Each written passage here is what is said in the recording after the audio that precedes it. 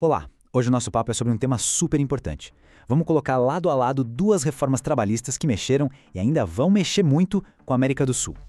A gente está falando da reforma do Brasil, lá de 2017, e da que acabou de ser aprovada na Argentina. O que chama atenção é que, apesar de serem dois países diferentes, os caminhos parecem bem parecidos. E a grande pergunta que a gente se faz é: será que a história está se repetindo? A reforma argentina é tipo um espelho da brasileira? As semelhanças são tantas que fica impossível não comparar. E isso acende um debate gigantesco sobre que tipo de futuro do trabalho está sendo desenhado aqui na nossa região. Então, para a gente entender tudo isso, o nosso caminho vai ser o seguinte.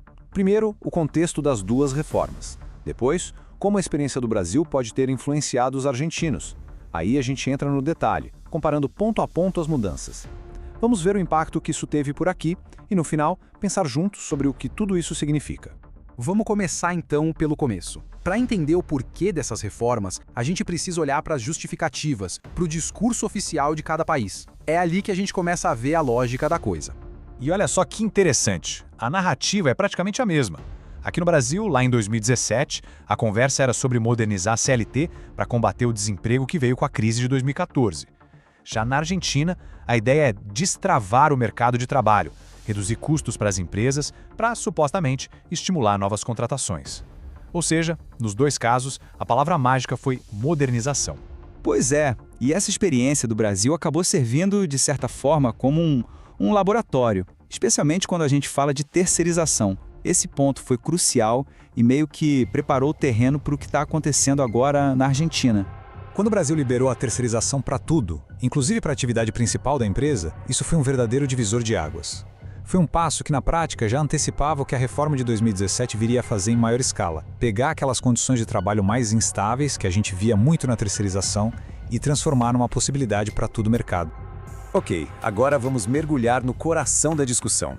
A gente vai comparar as mudanças mais importantes, ponto a ponto mesmo, para sacar o que é igual e o que é diferente entre as duas reformas. Começando pela jornada de trabalho, aqui a semelhança é gritante. Os dois países abriram a porta para jornadas mais longas, de até 12 horas por dia. E tem um detalhe super importante.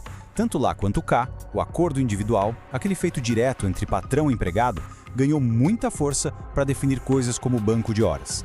Isso, na prática, enfraquece a negociação coletiva. Mas aí a Argentina inova, e de um jeito bem polêmico. Eles criaram o tal do salário dinâmico. O que é isso?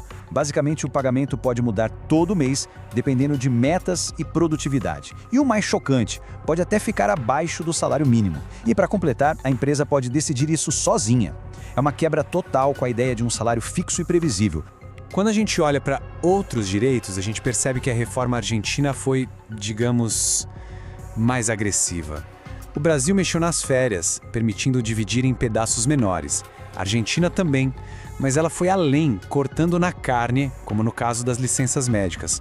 Imagina só, ficar doente e receber só 75% do salário. Ou até metade se a lesão for considerada de risco voluntário.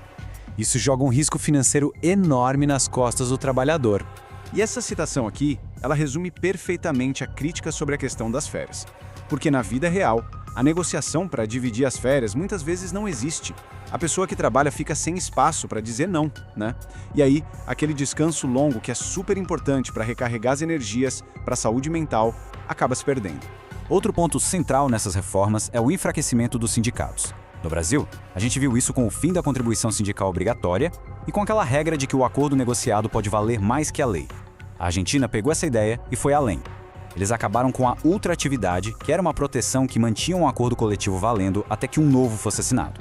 E o principal, o acordo individual agora pode passar por cima do acordo coletivo. Ok, mas e na prática? O que aconteceu depois de tudo isso? Bom, olhar para os resultados aqui no Brasil depois de 2017 pode ser como olhar para uma bola de cristal do que pode acontecer na Argentina. Essa linha do tempo conta uma história bem clara. Tudo começa com a crise de 2014 aqui no Brasil, que serviu de justificativa para a reforma de 2017. A promessa era de mais empregos, mas o que a gente viu em 2019? A informalidade crescendo e a geração de empregos formais bem abaixo do esperado. E agora, a Argentina parece estar repetindo esse roteiro. E é importante ver que, politicamente, essas mudanças passaram com um apoio considerável. No Senado brasileiro, foram 50 votos a favor. no argentino, 42. Isso mostra que, mesmo com muita gente na rua protestando e um debate público acalorado, no Congresso a aprovação foi garantida. Então, vamos aos fatos. O que aconteceu no Brasil depois da reforma? Bom, os dados mostram um aumento grande do trabalho autônomo, do trabalho intermitente, aquele bico formalizado. A informalidade bateu recorde e a promessa de queda no desemprego não se concretizou como esperado. E a terceirização virou a principal forma de contratação em muitas áreas. E outro efeito foi a queda no número de ações na Justiça do Trabalho. O que tudo isso nos mostra? Que a gente não está falando de casos isolados. O que acontece no Brasil e na Argentina é parte de uma discussão muito, mas muito maior. É um debate regional sobre o rumo das leis trabalhistas em toda a América Latina. Mas será que esse caminho de flexibilizar, de tirar direitos, é o único possível? Será que não existe outra alternativa? Pois é, parece que existe, e a gente não precisa ir muito longe para ver. O México está indo na contramão total dessa história. Enquanto aqui na Argentina a maré é de flexibilização, por lá eles estão fazendo o oposto, fortalecendo os sindicatos e, olha que simbólico, aprovaram a redução da jornada de trabalho de 48 para 40 horas por semana. A aposta deles é em mais proteção.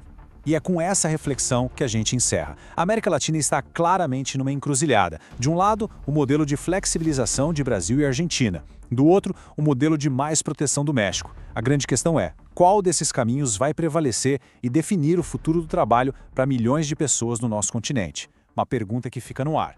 Valeu pela companhia.